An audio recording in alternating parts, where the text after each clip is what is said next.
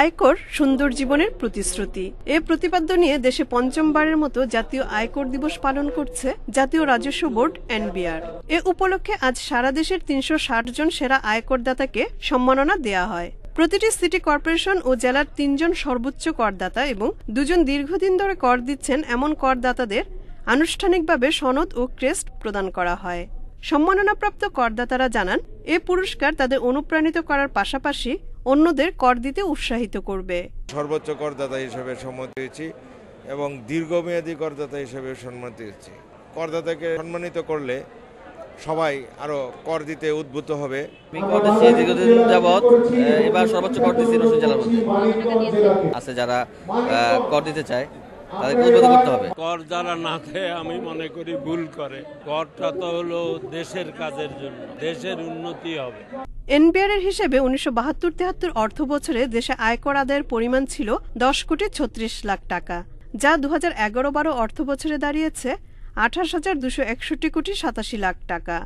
আয়কর আদায়ের ক্ষেত্রে কর ফাঁকি দেওয়া ব্যক্তিদের চিহ্নিত করাকে সবচেয়ে বড় চ্যালেঞ্জ বলে মনে করেন খাদ্যমন্ত্রী। শহরের অনেক মানুষ তারা যেভাবে ইনকাম ট্যাক্স ফাঁকি দেয়, তাদেরকে কিভাবে ধরা যায়? বিত্তশালী মানুষ সিঙ্গাপুর থেকে ফার্নিচার নিয়ে আসছে, একটা অ্যাপার্টমেন্টের দাম ৩ কোটি, ৫ কোটি, ৫০ কোটি টাকা। একজনের ৩টা-৪টা গাড়ির মালিক, এরা কত টাকা ইনকাম ট্যাক্স দেয়? এগুলো আমরা ধরতে পারি না, আইনের আওতায় আনতে পারি না। শাস্তি বা কোনো ভয়ভীতি ছাড়া কেউ আইন মেনে চলে না। আইন মানার জন্য কঠোর হতে হবে আপনাদেরকে। আয়কর দিবসে এ বিষয়ে করদাতাদের বিভিন্ন তথ্য দিতে রাজধানীর ৫০টি স্থানে তথ্য ক্লিনিক স্থাপন করে এনবিআর। এসব তথ্য ক্লিনিকে বিকেল ৫টা পর্যন্ত বিভিন্ন তথ্য সরবরাহ করা হয়। তথ্য সচিব হেদায়েতুল্লাহ আল মামুন একটি তথ্য ক্লিনিক পরিদর্শন করেন।